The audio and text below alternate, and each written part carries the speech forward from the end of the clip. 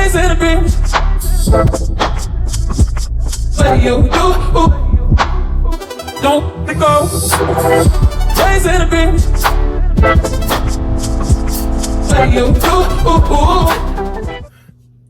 What's up, guys? So it is me. I'm sitting in the car. I'm just getting back from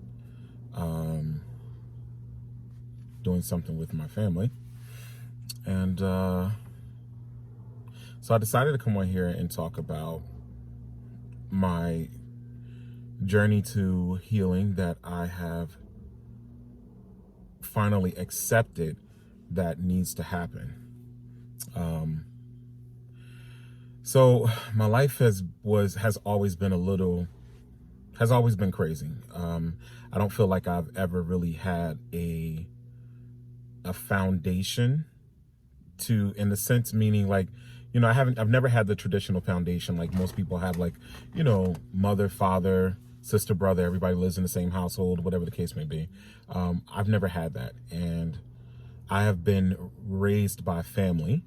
I lived with my biological mother for approximately 2 years in the beginning of my life. And then I was sent down to North Carolina to be raised by my uncle in Yanceyville, North Carolina, which was country. I literally grew up on what would be considered a farm. I mean, we're talking cows, pigs, you name it. I mean, tobacco. I could take a pig from walking to the table. I know how to break it all down. And then I was raised by my grandparents here in New Jersey. So throughout this whole journey and process, I realized that I have learned very well how to survive, but the transition of learning how to live and be free mentally, and emotionally, it has been a struggle. And, there are some days where they're good days, just like anybody else. And there are some days where, I don't want to say depression, because I feel like, I don't want to, necessarily claim that, but there are days where, and weeks and months, that I have been just trapped emotionally and just trying to work through a lot of different things. And there were many decisions and things that I've done in my life that were decisions that were made to fit in or to please people, or just to be accepted. And as I've gotten older and placed various expectations on other people, I've learned, that the only person I can expect things from is myself. And we set ourselves up for failure when we place expectations on others. And with that, sometimes it's like we think that there's supposed to be certain people in our lives that we should be able to expect things from. But at the end of the day, they're human beings as well, and they're working through their own emotions and trying to be whole and well and all those things. So I have made a conscious decision, after much consideration, trial and error, starting projects, not finishing them, and trying to figure out what is the issue with me connecting. And it all really falls back on me. It falls back on me not doing the work, if you will, to be whole, to be free, to process these traumas that have happened in my life appropriately. And I am at the age now where it's important. And I no longer want to be someone that I'm not. I no longer want to do things because other people think I should. I really care way less about being accepted. I realize that I'm a unique individual, and I'm always going to be that person that people come to for advice. And what I've been expecting in return is someone that can be that same person for me. And, I know people say, oh, you're married, and this, that, and the third. And that's true. And trust me, my wife is definitely my confidant. There's nobody that knows me better than her. But at the same token, when you are leading, when you're like, let me give you an example. So like if you're flying a plane, right? If the pilot came to you and asked, well, I was looking at the weather conditions and I'm not necessarily sure if we should take off today. What do you think? You're going to look at the pilot like, you're the pilot. So you have to have pilot talk amongst pilot talk, amongst pilots. And it's not to say that there isn't sound advice or anything of that nature, but there are certain things that you have to do the work yourself. And that's something that I have learned. Like I always say, I feel like I've never been picked for the team. I feel like whenever I'm on the team of life, I've been put on there because I was the last person or like the last pick or all these different things. And I've been waiting for someone to hold my hand, to help me walk through this process, figure out what it is and what it isn't. And I've finally just have made a decision to be whole and do the work. I'm going back to counseling. So and that's not a bad thing. I'm really excited about that, to get that non-biased opinion, to ignite some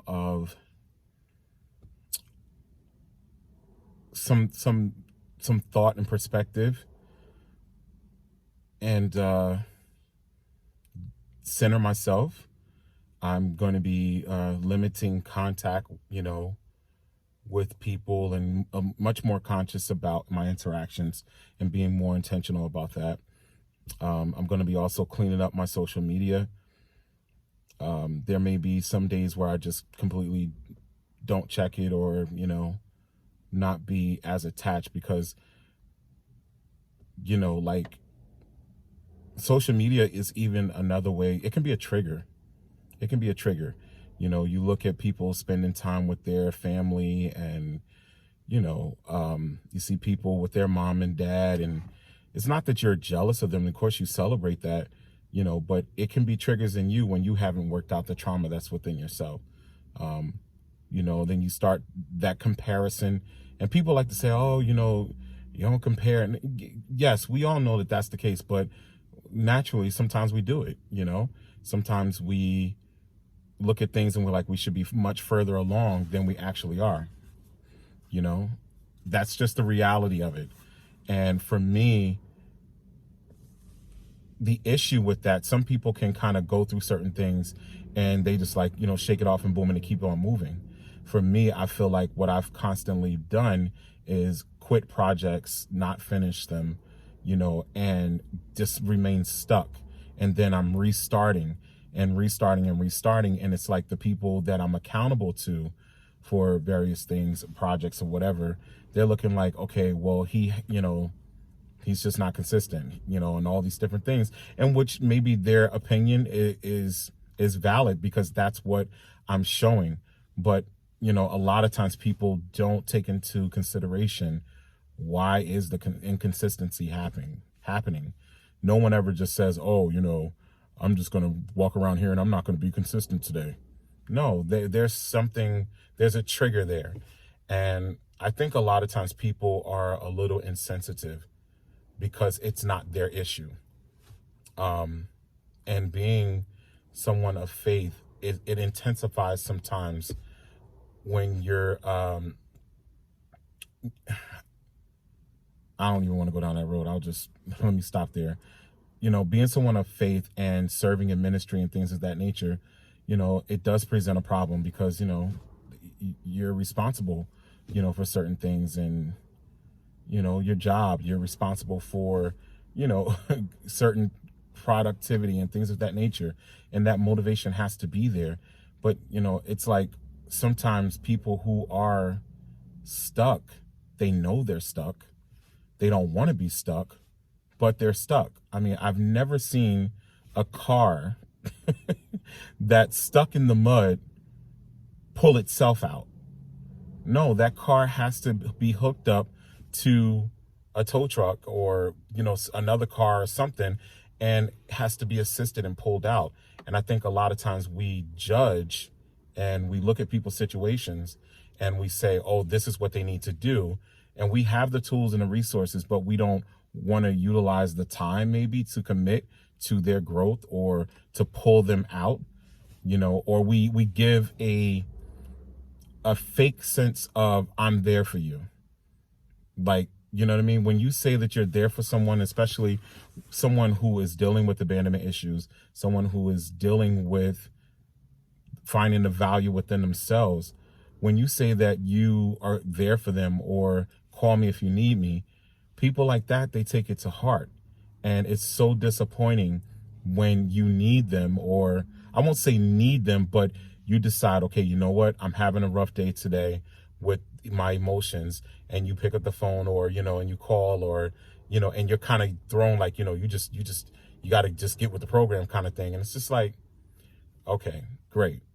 And I think that often people misinterpret feeling weak as being weak. I know that sounds crazy, but there are plenty of strong people who are strong, but they are weak in the moment. And the smart thing is when you're weak, to say I'm weak and I need to be fed, I need to receive, so that you can gain that strength. But, I find that a lot of times with people, when you say you're having a moment or you're weak, they look at you like, oh boy, here they go again. And it's just like, you know what? There goes that expectation thing. And then now what happens is when you are having that moment again, you are way more hesitant to reach out to anybody to ask for help, because you don't want to be perceived in a certain way. So I've decided to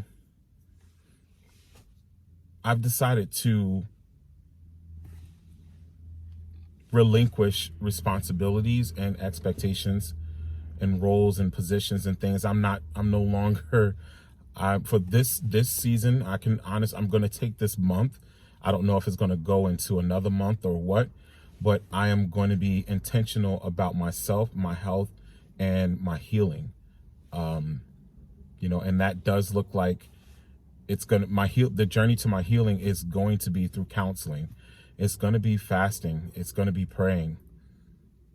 It's going to be just withdrawing and again, dropping the things, everything, and picking up what is truly in my heart and picking up what truly belongs to me.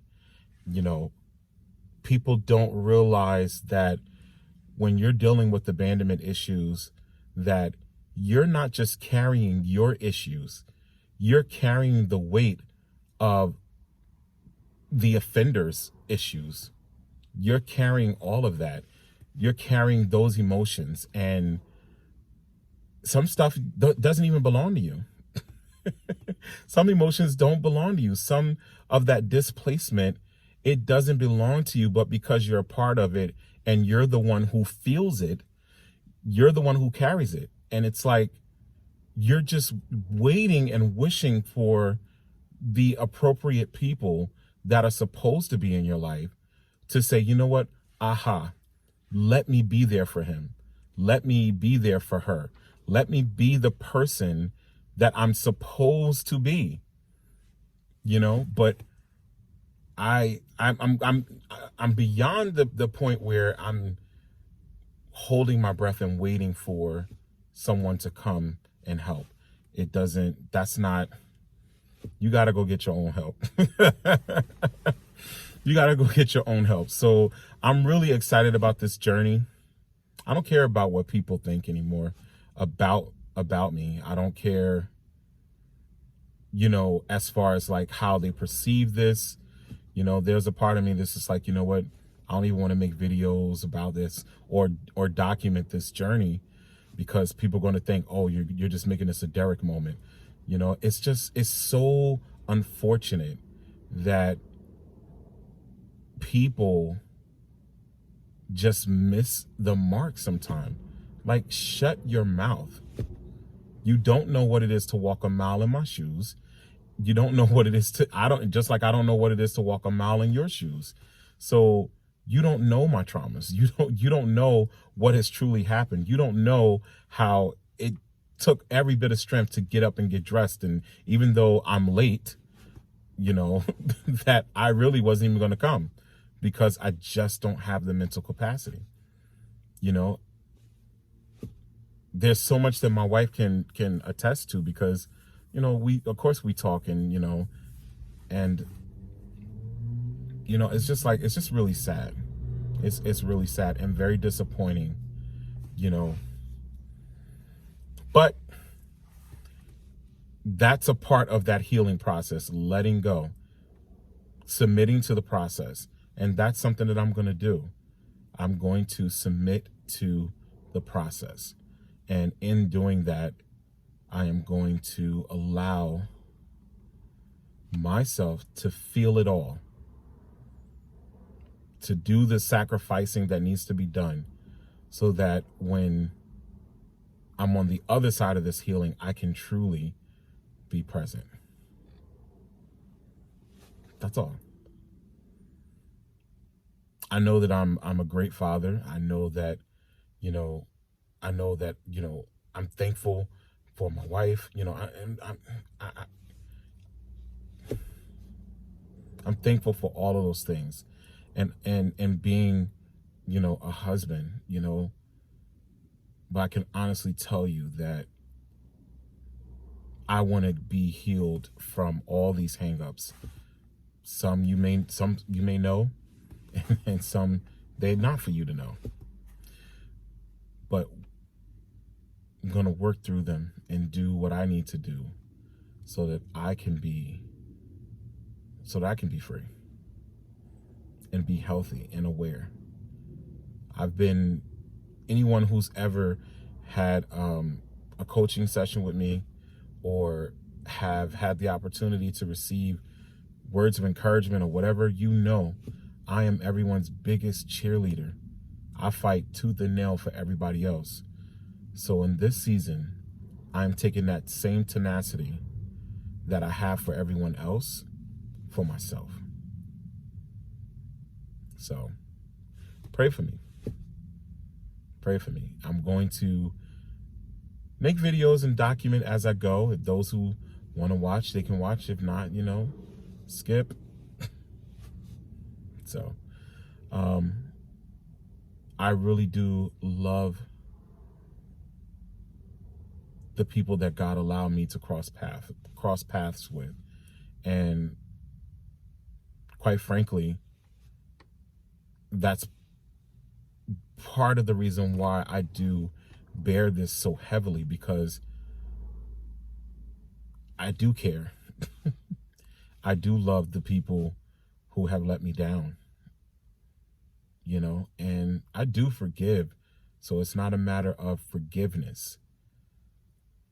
You know, I think it's more so a matter of expectation. But, you know, we're a work in progress. We're a work in progress. And I know God has me covered. I know that whatever comes through this,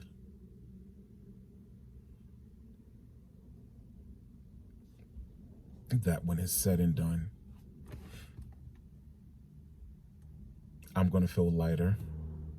Hopefully emotionally and physically, because contrary to what people may think, when you struggle with